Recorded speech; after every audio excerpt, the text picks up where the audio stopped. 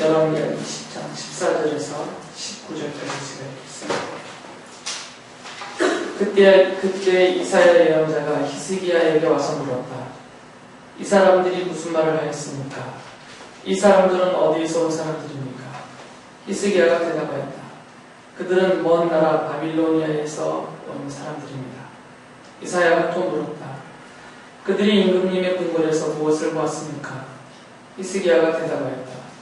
그들은 나의 궁궐 안에 있는 모든 것을 보았고 나의 창고 안에 있는 것도 그들이 못 본 것은 하나도 없습니다. 이사야가 히스기야에게 말하였다. 주님의 말씀을 들으십시오. 그 날이 다가오고 있다. 그 날이 오면 내 왕궁 안에 있는 모든 것과 오늘까지 내 조상이 저장하여 놓은 모든 보물이 남김없이 바빌론으로 옮겨갈 것이다. 주님께서 또 말씀하십니다. 너에게서 태어날 아들 가운데서 더러는 포로로 끌려가서 바빌론 왕궁의 환관이 될 것이다. 히스기야가 이사야에게 말했다. 예언자께서 전하여준 주님의 말씀은 지당한 말씀입니다. 히스기야는 자기가 살아있는 동안만이라도 평화와 안정이 계속된다면 그것만으로도 다행이라고 생각하였다.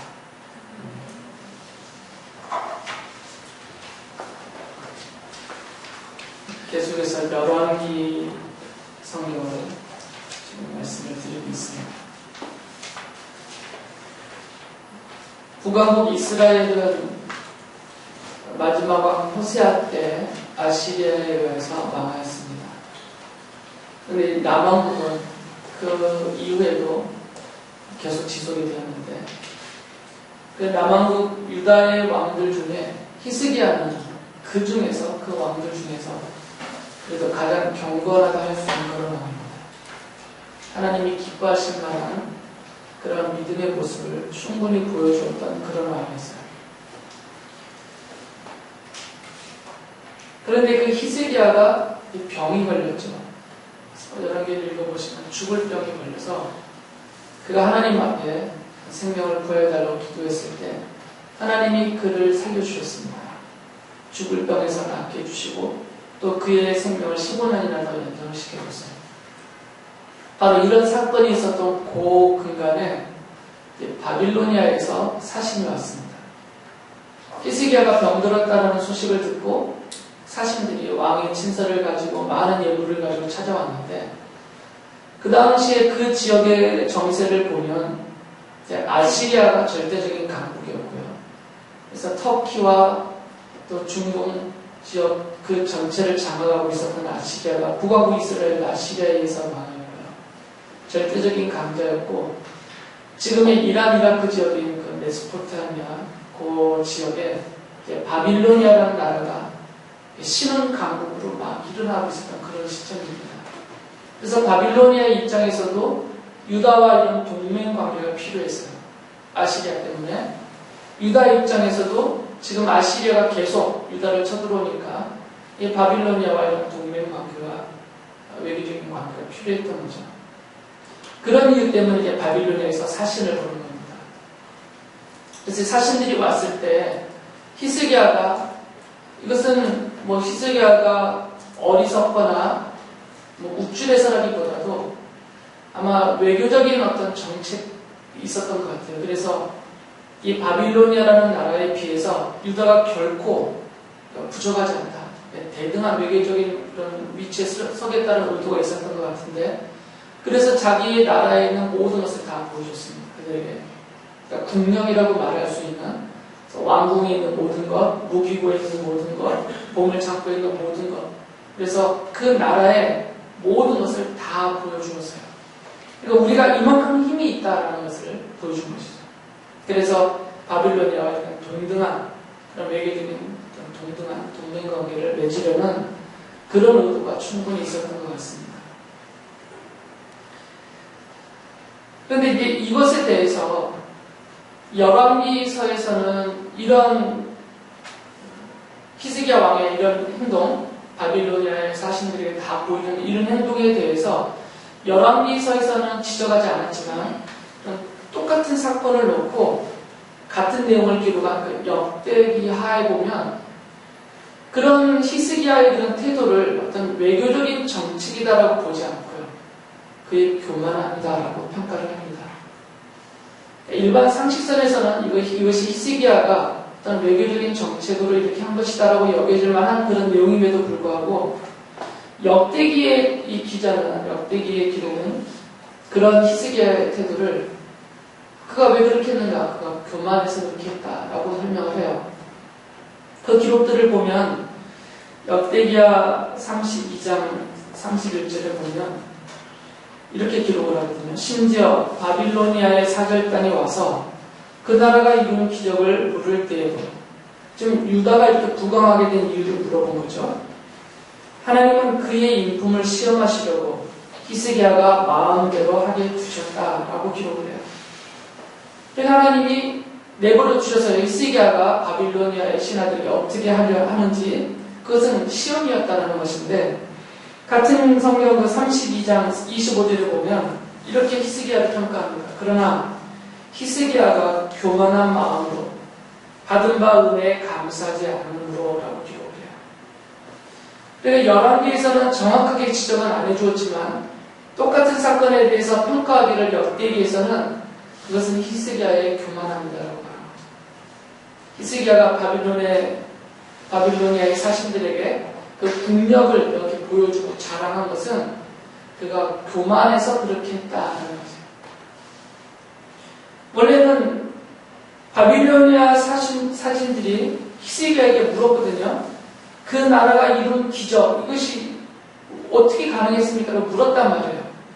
그러니까 유다가 어떻게 이렇게 부강하게 되었냐고 물었을 때 히스기야가 교만하지 않았다면 그는 이 모든 것이 하나님이 베푸신 은혜입니다.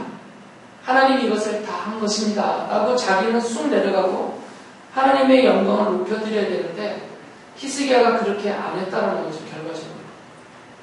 그래서 히스기야가 교만한 마음으로 받은 바 은혜에 감사하지 않으므로 라는 표현을 쓴 것이에요. 하나님의 은혜다라고 받아들이지 않은 것이죠. 그래서 이런 이유 때문에, 이런 히스기야의 교만 때문에 그 벌로 유다가 멸망했다라고 이렇게 말씀하시는 분들도 있어요. 왜 그러냐면 제가 좀 전에 읽어드린 열왕기서를 보면 히스기야가 바빌로니아의 사신들에게 그 모든 것을 보여주고 국력을 자랑하고 나자마자 바로 하나님이 이사야 선지자를 보내셔서 유다의 멸망을 선고하시거든요. 그러니까 히스기야의 교만 때문에 유다가 멸망했다, 그 벌로, 이렇게 보시는 분도 있는데, 그런데 성경을 더 찾아보면 오히려 성경은 이 히스기야의 교만 때문에 유다가 멸망했다 이렇게 말하지 않고요. 히스기야의 아들이 있는데 그 아들이 므낫세예요. 이게 참 사람의 힘으로 안 된다는 게 이런 것을 보면 알 수 있어요. 이렇게 경건했던 히스기야 왕의 아들로 태어나서 뒤를 이어서 왕이 된 므낫세는 유다의 역사상 가장 악독한 왕이에요.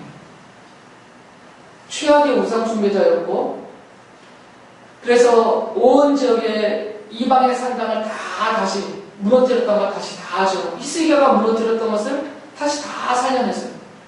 그리고 이방 신을 섬기는 제단들을 세웠고, 심지어는 성전 안에 하나님께 바쳐야 될, 제물을 바쳐야 될 제단이 있는데 거기다가 그 제단 대신에 이방신에게 제물을 바치는 이방신의 제단을 들여놓기까지 됐단 말이죠. 그리고 성경은 이런 표현을 쓰죠. 열왕기하 21장 1절에서 9절 보면 백성들이, 그러니까 유다 백성들이요, 이방 민족들보다 더 악한 일을 하도록 그들을 인도하였다라고 표현을 해요.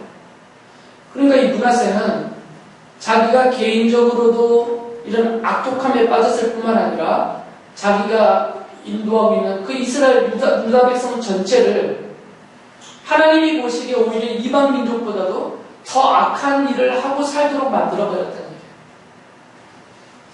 그래서 하나님이 예언자들, 선지자들을 보내셔서 이 므낫세에게 보내셔서 그 므낫세의 죄 때문에, 그리고 그 므낫세와 함께 이스라엘 백성들이 저지른 그 죄악이 너무나 크기 때문에 하나님이 유다를 멸망시키겠다라고 선고를 하세요.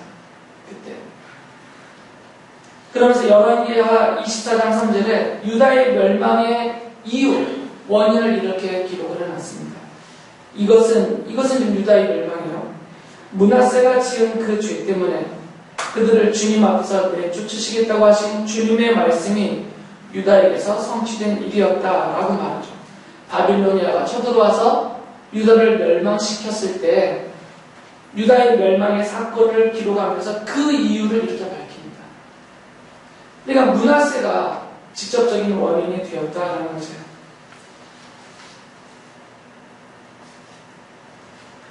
그래서 이 유다를 멸망시키기 위해서 하나님이 주변의 나라들을 이렇게 세우십니다. 그것을 열왕기하 24장 2절이 이렇게 기록을 해요. 주님께서는 바빌로니아 군대와 시리아 군대와 모압 군대와 암몬 자손의 군대를 보내셔서 여호야김과 싸우게 하셨다. 이와 같이 주님께서 그들을 보내신 것은 자기의 종 예언자들을 시켜서 하신 말씀대로 유다를 쳐서 멸망시키려는 것이었다라고 말해요. 그러니까 바빌로니아를 비롯해서 시리아, 모압, 암몬 주변에 있는 여러 나라들이 이 유다를 쳐들어오고 공격한 것은 하나님이 유다를 멸망시키겠다라고 정해놓으신 그 뜻을 이루시기 위하여서 그들을 사용하신 것이다라는 말씀입니다. 예레미야서 51장 7절에 보면 이런 표현을 씁니다. 바빌로니아는 주님의 손에 들린 금장이었다라는 표현을 씁니다. 그러니까 바빌로니아는 주님의 손에 붙들려 있는 도구다라는 겁니다. 유다를 멸망시킨 바빌로니아는 유다를 멸망시키려는 주님의 뜻을 이루기 위해서 주께서 사용하신 주님의 도구다라고 성경이 말하고 있어요. 그래서 예레미야 32장 28절에 보면 예레미야 선지자는 유다의 멸망 그 시점에 활동했던 선지자입니다. 나 주가 말한다. 그러므로 보아라. 내가 이 도성을 예루살렘 성입니다. 바빌로니아 사람의 손에 넘겨준다. 바빌로니아 왕 느부갓네살의 손에 넘겨줄 테니 그가 이 도성을 점령할 것이다. 그러니까 바빌로니아 군대와 그 바빌로니아 군대를 이끌고 유다를 멸망시킨 느부갓네살 왕은 하나님이 유다를 멸망시키기 위해서 사용하신 주님이 쓰신 도구다라는 겁니다. 그러니까 느부갓네살이 워낙 용맹하고 그 군대가 워낙 강해서 하나님이 유다를 지키려고 했는데 하나님을 그들이 이기고 멸망시킨 것이 아니라 유다를 멸망시키시려는 하나님의 계획이 먼저 세워졌고 이들을 멸망시킬 도구로 하나님이 바빌로니아를 일으키셨고 그 중에 느부갓네살이라는 이런 탁월한 왕을 세워서 그를 도구로 쓰셔서 유다를 이들의 손에 넘겨주신 것이라는 말이에요. 그러니까 이 유다의 멸망은 하나님의 계획, 뜻, 하나님의 작정 속에 있었다는 겁니다. 히스기야가 이렇게 자랑을 해서 멸망한 것이 아니고 또 그의 아들 므낫세가 워낙 악독했기 때문에 그 이유 때문에 므낫세를 벌하기 위해서 멸망시키시려는 것이 아니라 이미 정해놓은 하나님의 뜻이 이미 있었고 그거에 따라서 멸망이 됐다라는 그런 내용이에요. 이렇게 제가 말씀을 드리는 이유는 이 열왕기라는 성경이 독특하기 때문입니다. 열왕기는 왕들의 역사서예요. 왕들의 역사를 기록해놨죠. 북왕국 이스라엘과 남왕국 유다의 왕들이 그 나라가 어떻게 시작이 되었고 어떤 왕이 존재했고 그 왕은 어떤 일을 했는가 이런 왕들의 역사예요. 왕들의 역대기죠. 역사를 써놨어요. 그런데 열왕기는 일반적인 그런 역사서가 아닙니다. 일반적인 왕들의 역사를 그런 어떤 인물 중심으로 써는 그런 역사서가 아니라는 것이죠. 이 열왕기는 그 근거, 열왕기의 이 기록의 출처가 어디에서 시작이 되냐면 우선 사무엘하 7장 16절에서 시작이 돼요. 사무엘하 7장 16절 보면 하나님이 다윗과 약속을 하십니다. 언약을 맺으시는데 이런 약속을 해주셨어요. 내 집과 내 나라가 내 앞에서 영원히 이어갈 것이며 내 왕위가 영원히 튼튼하게 서 있을 것이다 라고 약속하셨어요. 그리고 다윗을 이스라엘 전체 왕으로 세우셨습니다. 여기서부터 열왕기가 시작이 되는 거죠. 다윗에게서부터 이스라엘이라는 나라의 왕들의 역사가 시작이 돼요. 다윗의 아들 솔로몬 때까지는 이게 통일된 국가였지만 솔로몬의 아들 르호보암 때 북왕국과 남왕국으로 갈라져 버렸죠. 그렇다 해도 그 시작점은 다윗이에요. 하나님이 다윗과 맺은 그 언약입니다. 이것이 왕국 계약이라고 하죠. 하나님이 두 가지를 약속하셨어요. 다윗의 후손들이 차지하는 영원한 왕조, 다윗의 왕조에 대한 영원한 약속이고, 또 하나는 다윗의 후손들이 왕좌에 앉아서 다스리는 그 나라의 영원한, 이 두 가지를 약속해 주신 겁니다. 내 집은 다윗 왕조이고 내 나라는 이스라엘이에요. 다윗의 후손이 왕으로서 다스리는 그 나라. 이것에 대한 영원한 약속입니다. 영원히 이어가게 해주시겠다고. 그러니까 이 하나님의 약속이 어떻게 진행되어 나가는지, 그것이 어떻게 실현되어지는지를 보여주는 기록이 열왕기라는 거죠.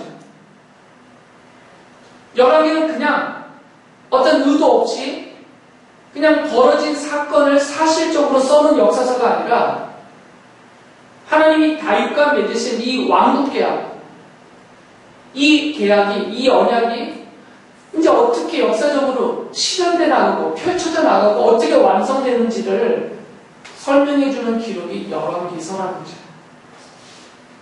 그리고 여러분이 열왕기서를 읽으실 때는 사건 위주로 읽으시면 안 됩니다.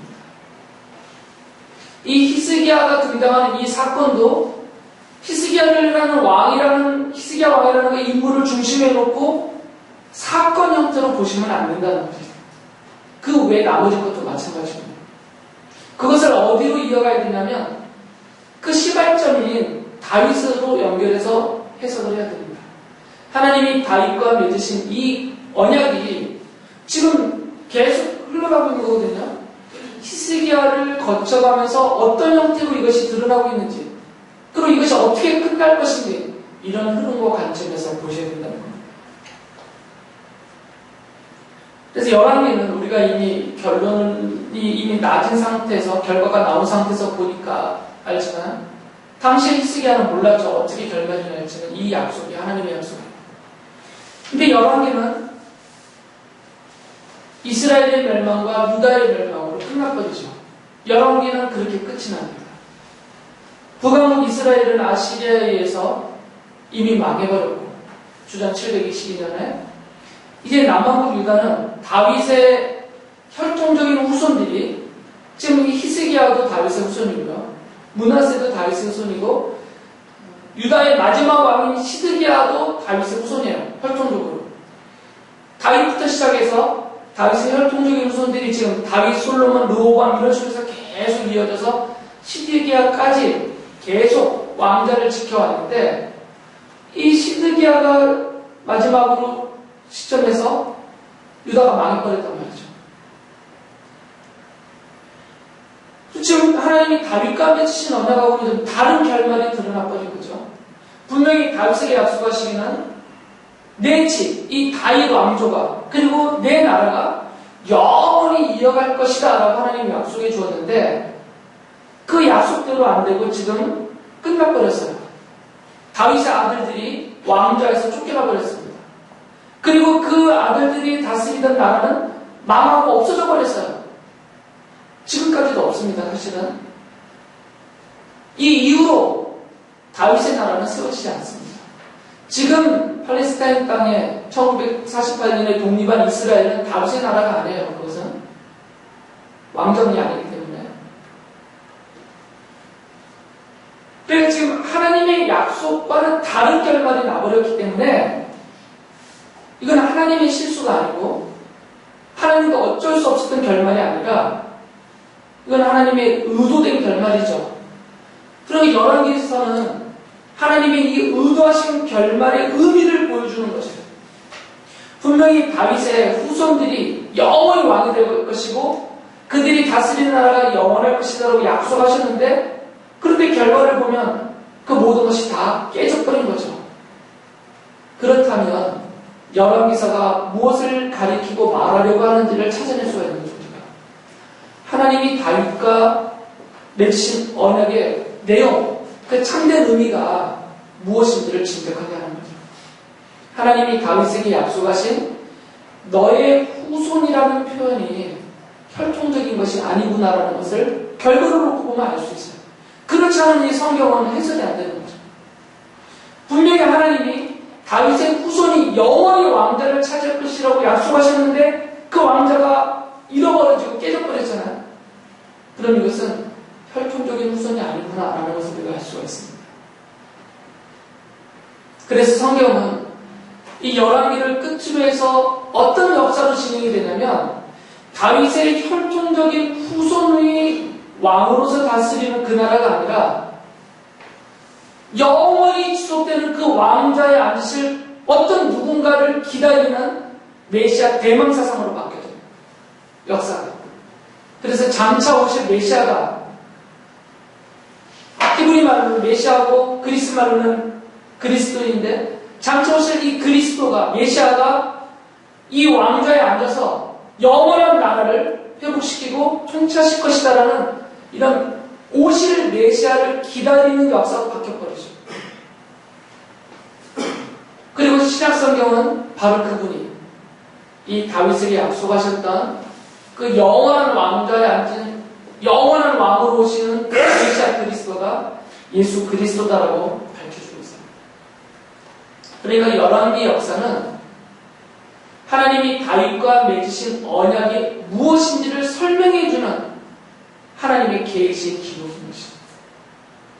하나님이 다윗과 약속하셨던 다윗의 후손으로서 그 영원한 왕좌에 앉아서 영원한 통치와 그 나라를 세우고 다스리실 분은 바로 혈통적인 다윗의 후손이 아니라 언약적인 다윗의 후손이구나.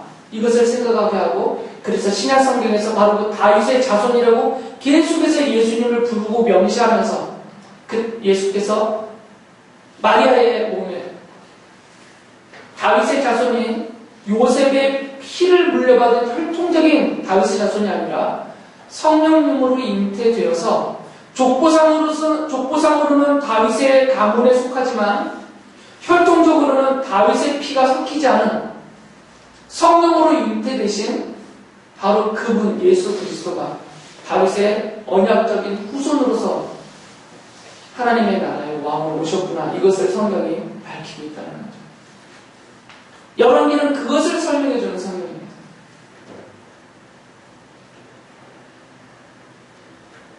그럼 히스기야와 므낫세의 역할은 뭔가? 유다는 멸망하기로 하나님이 정해놓으셨어요. 이걸 설명하기 위해서 유다는 반드시 멸망해야 되겠죠. 다윗의 하나님의 언약하신 다윗 후손이 혈통적인 자손이 아니다라는 것과 그 나라가 지상적인 나라가 아니다라는 것을 보여주기 위해서 하나님은 다윗과 언약을 맺으실 때 이미 그 시점에서 이미 유다의 멸망은 하나님의 계획 안에 이미 있는 것이에요. 그리고 열왕기는 로봇의 기록이니까 설명하는 기록이니까. 그럼 하나님이 이 정해놓으신 유다의 멸망은 유다 백성들이 멀쩡하게 하나님을 잘 섬기고 있는데 유다의 왕들이 정말 경건하게 하나님의 뜻을 따라서 백성을 잘 다스리고 있는데 망하게 하실 수는 없잖아요. 아무리 하나님이시고. 그러니까 이 유다의 멸망에 정당성이 있어야 되는 거죠. 반드시. 그 정당성을 보여주는 인물이 누구냐면 히스기야와 므낫세라는 겁니다. 특히 므낫세. 그래서 열왕기하 24장 20절이 이렇게 말합니다. 예루살렘과 유다가 주님을 그토록 진노하시게 하였기 때문에 주님께서는 마침내 그들을 주님 앞에서 쫓아내셨다라고 했습니다. 그러니까 이 하나님의 이런 작정과 하나님의 어떤 계시의 역사를 모른다고 하더라도 그것이 드러나고 밝혀지지 않았다고 하더라도 유다의 멸망은 하나님의 잘못됨이 없다는 거죠. 왜 그러냐면 이 유다와 예루살렘과 므낫세를 비롯한 왕들이 워낙 악하였기 때문에 그들의 그 악독함과 그 죄악에 대해서 받은 형벌로도 이것은 충분히 정당하다는 거죠. 유다의 멸망은. 이것이 이 배경에 대한 설명이고요. 이제 이것을 놓고 우리가 생각해야 될 것이 하나 있습니다. 히스기야예요. 지금 이제 히스기야 이야기를 하려고 하는 겁니다. 히스기야는 이 하나님의 유다가 멸망한다라는 이 하나님의 작정을 알고 있었을까요? 몰랐을까요? 당연히 몰랐겠죠. 누가 알겠어요, 이것을? 심지어는 바빌로니아의 군대가 쳐들어와서 예루살렘을 포위했습니다. 바깥에 토성을 쌓고 예루살렘을 공격을 하고 있어요. 이제 곧 망합니다. 심지어는 그 시점에서조차도 이스라엘 사람들은 자기네가 안 망한다고 생각했어요. 하나님의 약속이 있으니까. 다윗에게 주신 약속이 있으니까. 그래서 그 예루살렘에 있었던 성경은 그들을 거짓 예언자라고 판단을 하지만 소위 예언자라는 이름표를 달고 있었던 모든 사람들이 하나님이 저 바빌로니아 군대들 멸망시킬 것이다. 몰살시킬 것이다. 그들의 손에서 우리를 구원하실 것이다. 왕과 백성들에게 그렇게 얘기했어요. 약속이 있으니까. 다윗과 하신 약속이 있으니까. 곧 망하는 시점인데도 불구하고 그들은 유다의 멸망은 상상도 해보지 않았단 말이죠. 히스기야도 당연히 이건 꿈에도 생각을 못했던 일입니다. 유다의 멸망이라는 것은. 그러니까 하나님은 유다가 멸망한다라는 그 하나님의 이미 정의로우신 하나님의 뜻, 그것을 모른 채 바빌로니아에서 온 사신들에게 나라의 모든 것을 보여줬어요. 교만해서이든 외교적인 어떤 정책 때문이든 그 나라의 모든 것을 다 보여줬어요. 누구에게 보여줬다고요? 어느 나라에서 온 사람들? 바빌로니아. 유다를 바로 그 사람들이 멸망시켰어요. 그리고 그들이 이 모든 것을 다 뺏어갔어요. 히스기야가 지금 유다의 국력을 자랑하고 있는 자랑거리를 삼고 말하고 있는 그 당사자들, 바빌로니아에서 온 그 사신들, 그 나라의 그 군대가 자기가 자랑한 모든 것을 다 뺏어갔습니다. 나라를 멸망시키고.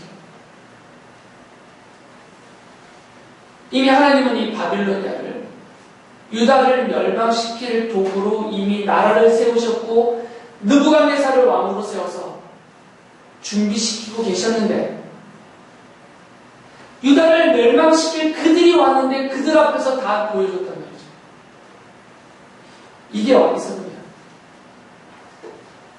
그래서 하나님은 이사야 선지자를 보내셨습니다. 히스기야에게. 그리고 이렇게 말씀하셨어요. 그날이 다가오고 있다. 그날이 다가오고 있다. 그날은 일반적인 날이 아닙니다. 이건 정해진 특별한 날이 그날이에요. 어떤 특별한 뭐가 있는 날이 그날이죠. 다음 주 25일은 특별한 날입니다. 성탄절이에요. 예수께서 이 땅에 인간으로 오셨다는 것을 기념하고 기억하기 위해서 정한 날이고요. 또 우리 주일학생들 같은 경우는 그것을 기뻐하고 감사하면서 주께 찬양으로 영광 돌리기 위해서 열심히 준비하고 있는 기다리는 날이에요. 그리고 그날은 이제 선물도 있고 재미난 것도 있기 때문에 기다린단 말이죠. 그러면 이 12월 25일 다음 주는 그냥 날이 아니에요. 달력에 써있는 그냥 날이 아니라 바로 그날이죠. 특별하게 정해진 의미가 있는 날이에요. 하나님이 히스기야에게 그날이 다가온다 할 때 이 그날은 하나님의 작정하심이 있는 날입니다. 그날이 무슨 날이겠어요? 유다가 멸망하는 날입니다. 그래서 그날이 오면 내 왕궁 안에 있는 모든 것과 오늘까지 내 조상이 저장하여 놓은 모든 보물이 남김없이 바빌론으로 옮겨갈 것이다 라고 말씀하셨습니다. 히스기야는 모르죠. 짐작도 못하지만 하나님은 이미 유다의 멸망의 날을 정해놨고 그날이 지금 다가오고 있습니다. 근데 히스기야는 그 모르는 거죠. 그것을 모르기 때문에 자랑하고 있는 거죠. 그날이 오면 내가 자랑하고 있는 이 모든 것들을 바로 그 하나님이 도구로 쓰시는 바빌로니아 군대가 와서 싹 뺏어갈 것이고 완전히 예루살렘 성과 성전을 완전히 멸망시키고 촉파시킬 것인데 그 날이 다가오는 것을 모르기 때문에 지금 그들 앞에서 자랑을 하고 있는 거죠. 바로 이 히스기야는 이런 하나님의 작정, 하나님의 뜻을 모르는 그런 인간들에 대한 어떤 전형적인 모습이에요. 히스기야가 그것을 보여줍니다. 하나님의 뜻을 몰라요. 하나님의 작정을 몰라요. 그 날이 정해져 있다는 것을 모르고 사는, 그렇기 때문에 자기 자랑에 빠져서 사는, 그리고 그 자랑거리를 의지하고 붙들고 추구하고 누리려고 사는 그런 사람들의 전형이다. 그걸 보여주고 있어요. 대변하고 있다는 겁니다. 그래서 히스기야가 보여주는 것처럼 우리 모든 사람들은 대단하든 별것 아니든 많든 적든 간에 우리 모든 사람, 저도 포함됩니다. 저도 포함되어서 우리 모든 사람들은 자기 자랑 속에서 살아요. 가지고 있는 소유를 자랑합니다. 누리고 있는 권세를 자랑하고 있고요. 몸에 지닌 재능을 자랑하고 살아요. 아닌 것 같아 보이지만 다 자랑하고 살아요. 저도 자랑하고 살아요. 제가 농담처럼 말하지만 제가 한 인물한 다르잖아요. 몇 년 중에 자랑하며 살았어요. 제가 청춘 때는 한참을 알고 살았어요. 제 아내가 증인이에요. 저도 모르게 엄청 자랑했어요. 저는 제 성품을 지금도 자랑하잖아요. 오묘한 성품을. 안 그런 척하면서 자랑한단 말이죠. 잘난 척을 해요. 가진 건 없기 때문에 가진 건 자랑할 게 없습니다. 재능도 별거 없어서 그런 거 자랑하면 못해요. 그럼에도 불구하고 요만큼이라도 뭔가 자랑거리가 있어서 그것을 자랑하고 그것을 붙들고 살고 있어요. 그것을 의지하며 살고 있고 더 추구하고 누리며 살고 있다는 거죠. 이건 누구도 예외가 아닙니다. 이종영 집사님은 소를 자랑하시려나요? 소를 엄청 잘 키우시기 때문에 아들이 모범 목장이잖아요. 중국 정부에서도 인정하는. 나도 모르게 이렇게 다 자랑거리가 돼요. 그런데 안타까운 것은 여러분들은 좀 다르지만 교회 바깥에 있는 분들은 그 날에 대한 인식이 없이 자랑하고 사는 거죠. 그날이 있어요. 우주적인 그날이 있고 개인적인 그날이 있습니다. 우주적인 그날이라는 것은 하나님께서 특히 요한계시록과 또 주님이 승천하시기 전에 하셨던 말씀들 이런 것들을 보면 우주적인 그날이 정해져 있어요. 무슨 날이겠어요? 예수님이 재림하시는 날입니다. 예수님이 재림하시는 날, 이 세상의 모든 역사가 끝나는 날이에요. 이 세상의 역사는 끝납니다. 그리고 이 세상에 존재해 왔고 그때까지 존재하고 있는 모든 것들이 다 끝나는 시점이 바로 주님이 재림하시는 날입니다. 이것이 우주적인 그날이에요. 주님의 재림의 날입니다. 개인적인 그날도 다 있어요. 개인적인 그날은 뭐겠어요? 죽음이죠. 우리 모든 인생에는 정해진 그날이 다 있습니다. 바로 그 죽음이 임박하여서 죽는 그 순간 내가 태어나서 살아온 모든 것 이것이 다 끝나는 날이에요. 그래서 개인적인 그날이 다 정해져 있습니다. 우주적인 그날도 있고 우주적인 종말이죠. 개인적인 그날, 개인적인 종말도 있는 것이에요. 교회 바깥의 분들은 이것을 인정하지 않습니다. 생각하지도 않죠. 부정하고 그렇기 때문에 자기 자랑 속에서 삽니다. 그렇기 때문에 히스기야가 보여주는 그 모습대로 사는 것이죠. 그런데 예수님이 이 땅에 오셔서 이것을 깨우치셨어요. 주님이 오셔서 첫 번째 선포하셨던 말씀입니다. 마가복음이나 마태복음이나 복음서에 반복되는 말씀이죠. 때가 찼다라고 말씀하셨어요. 때가 찼다. 때가 다 되었다 그 말이에요. 때는 그날이죠. 그날이 다 찼다. 그날이 다가왔다 그 말이에요. 하나님의 나라가 가까이 왔다. 회개하여라. 복음을 믿어라. 라고 마가복음 1장 15절에서 말씀하셨어요. 주님이 말씀하신 그때는 바로 그날입니다. 그리고 그날은 하나님의 나라가 천성적인 하나님의 나라가 완전한 형태로 임하시는 그런 날이죠. 그게 다가오고 있는 것입니다. 이것을 알라 그 말이에요. 그것을 알고 복음을 믿고 받아들이고 그날을 기억하면서 그날 하나님 나라에 들어갈 삶을 살아라, 그 말입니다. 그래서 예수께서는 바로 그 자랑거리들, 우리 인간이 갖고 사는 그 자랑거리들이 바로 그 날에, 그 하나님 나라에 들어가는 그 날에 오히려 걸림돌이 된다라고 말씀하셨어요. 그러면서 예를 드신 것이 이거죠. 마가복음 19장 24절에서 이렇게 말씀하셨어요. 내가 다시 너희에게 말한다. 부자가 하나님 나라에 들어가는 것보다 낙타가 바늘귀로 지나가는 것이 더 쉽다라고 말씀하셨어요. 이것은 부자는 절대로 천국 못 간다 이 말이 아닙니다. 부자는 이게 재물을 자랑하는 사람을 말해요. 그러니까 돈을 자랑하고 돈을 의지하고 돈이 내 모든 인생의 근원이요 근거요 능력이라고 믿는 사람들이 부자예요. 그걸 부자라고 부르는 거죠. 액수로 정하는 게 아닙니다. 얼마 이상 되면 부자라고 그래요? 그건 잘 모르겠어요. 그러니까 액수의 많고 적음으로 부자를 가는 게 아니라 주님이 말씀하신 이 부자의 개념은 물질, 돈으로 통칭되는 이 재물, 물질을 붙들고 이것이 내 삶의 근거이며 능력이며 이것이 내 유일한 소망이라고 생각하고 그것을 자랑거리를 삼고 사는 사람, 그들을 부자라고 부르는 거예요. 그러니까 이런 사람들은 십자가의 복음을 받아들이기가 참으로 힘들다 그 말이에요. 그런 어려움을 말씀하시는 겁니다. 절대 천국 못 간다는 것은 아니고 다 열려있긴 하지만 상대적으로 어렵다는 것이에요.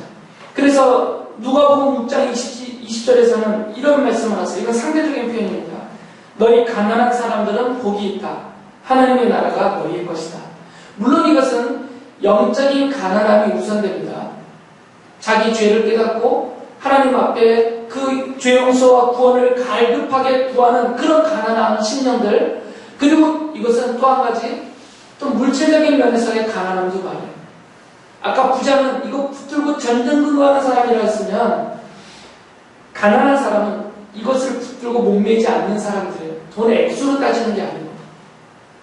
그러니까 이것은 상대적인 비유이죠. 그냥 걸림돌이 된단 말입니다. 인간의 자랑거리가 그 날에는, 그리고 그 날에 열려있는 하나님 나라를 들어가는 데 있어서는 걸림돌이 된다 그 말이에요. 이것은 예로 들은 것이고 권세를 자랑거리로 삼고 있는 사람은 그 권세 때문에 안 된다 그 말이에요. 자기 죄는, 자기 사랑을 자랑거리로 삼고 있는 사람은 그것 때문에 이 십자가의 복음을 받아들이기 힘들다 그 말입니다. 걸림돌이다 그 얘기예요. 그래서 예수께서 여러분이 잘 아시는 구절들이지만 마태복음 6장 31절에 무엇을 먹을까? 무엇을 마실까? 무엇을 입을까? 그것 때문에 걱정하지 말라고 하셨어요. 여기서 말하는 걱정하다라는 것은 단순히 머리 싸매고 누워있는 게 아니라 찾는단 말이에요. 추구한다라는 거예요. 그런 의미를 걱정해요. 막 얻으려고 수단과 방법을 다 써가면서 막 얻으려고 애쓰는 이것을 말하는 겁니다. 먹을 것 없어서 걱정한다 이런 의미가 아니고, 왜 그러냐면 그것들은 다 걸림돌이 되기 때문에요.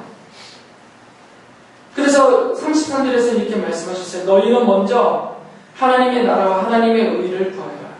그리하면 이 모든 것을 너희에게 더하여 주실 것이다 라고 말씀하셨어요. 그렇게 말씀하시면서 믿음으로 하나님의 나라와 하나님의 뜻대로 사는 것이 성도의, 제자들의 올바른 삶의 자세고 태도이다 라고 말씀하신 것이죠. 그것들은 걸림돌이 되니까 필요 없다라는 말씀이 아니라 그것을 자랑거리로 삼으면, 그것을 삶의 원천으로 붙들고 있으면, 그것이 유일한 소망이 되어버리면 이것들이 걸림돌이 되는 것이에요. 그날은 다가오고 있는데, 그리고 그날에 내가 들어가야 될 그 하나님의 나라가 내 앞에 열려 있는데 이게 걸림돌이 되어서 안 된다 그 말이에요. 예수께서 빌라도에게 신문을 당하실 때 빌라도에게 이렇게 대답하신 적이 있습니다.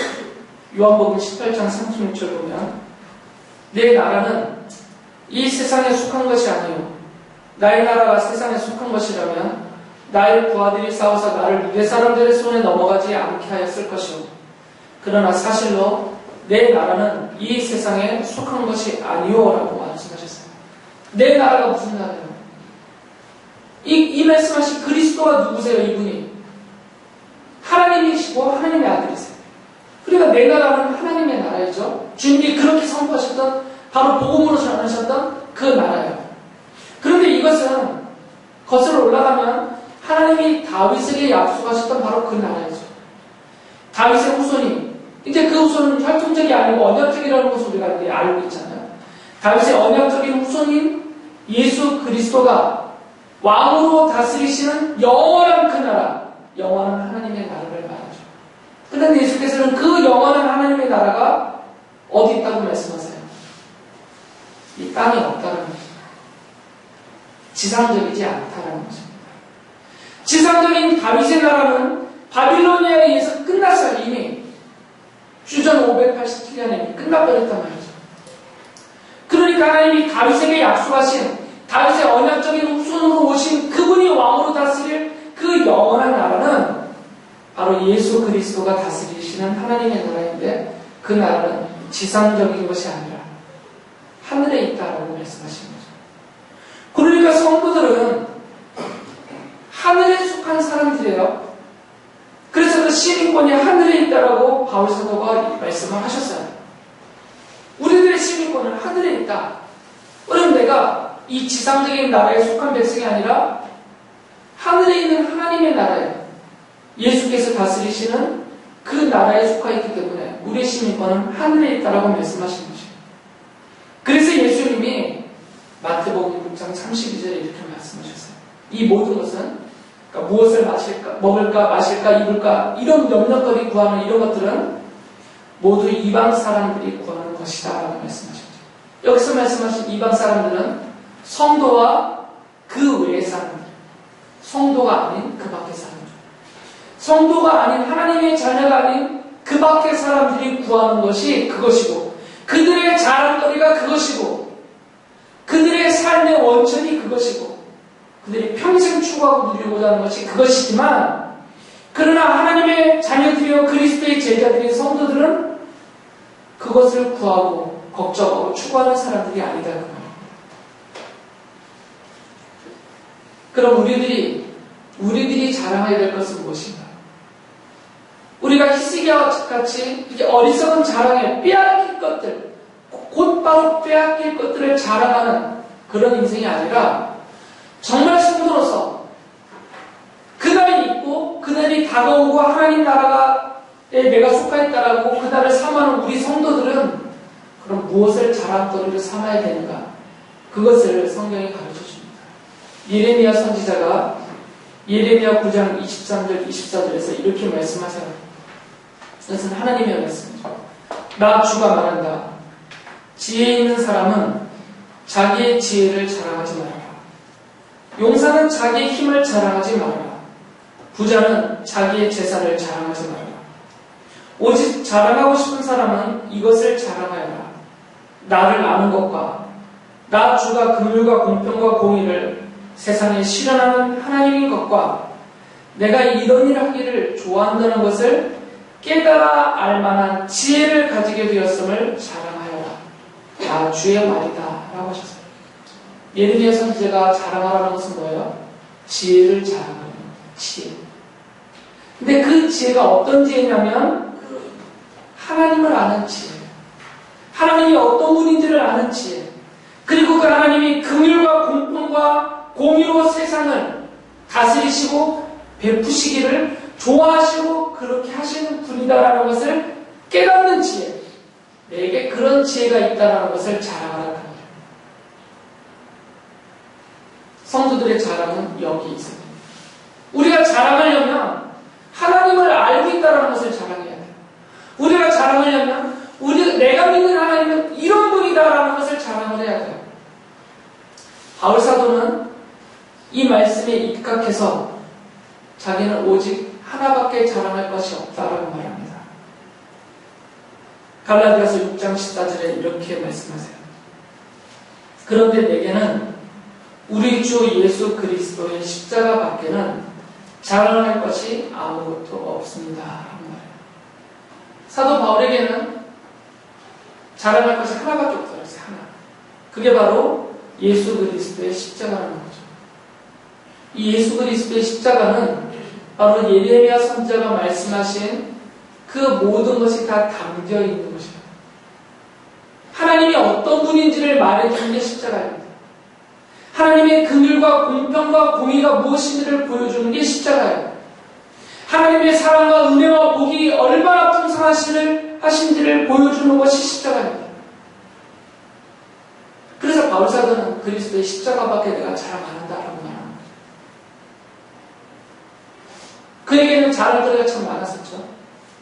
학식도 자랑할 만했고, 그가 사회적으로 갖고 있는 신분, 지위도 자랑할 만했고, 그의 혈통, 그 배경, 그의 어떤 재산, 자랑할 것은 누구 못지 않았지만, 그러나 그런 것들은 내 자랑거리가 아니다. 오직 하나, 예수 그리스도의 십자가만이 내가 자랑할 것이다라고 말합니다. 성도들은 그래서 예수 그리스도의 십자가만 자랑하며 사는 사람들입니다. 여러분이 얼마를 갖고 있든, 어떤 지위에 올라있든, 또 무엇을 재능으로 받아서 그것을 발휘하며 살고 있다. 그런 것들은 자랑거리가 안 되는 거죠. 우리가 의지할 것이 아니고 우리가 목숨 걸고 추구할 것이 아니다라는 거죠. 그런 모든 것은 은혜예요. 하나님이 베푸신 은혜.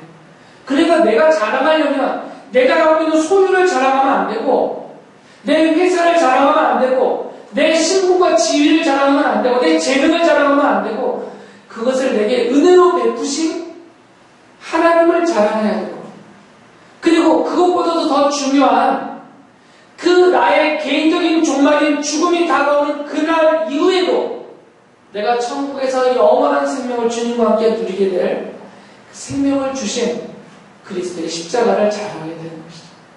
예수께서 십자가에서 나를 대신하여서 내 죄의 형벌을 대신 받으시고 죽으신, 그러므로 내 죄가 용서되고 하나님의 자녀라는 신분을 얻고 천국의 주인이 되게 하신 그 하나님의 은혜, 그 계획, 그 사랑, 이것을 다 보여주는 그리스도의 십자가만 자랑해야 된다는 것입니다. 성도는 이 십자가를 자랑하는 사람입니다. 이것이 여러분의 정체입니다.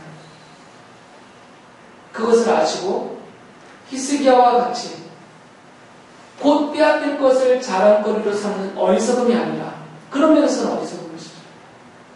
오직 그리스도의 십자가만을, 그리고 십자가에 담겨있는 이 모든 것을 믿고 깨닫고 감사하면서 자랑거리로 삼고 살아가는 여러분들 되시길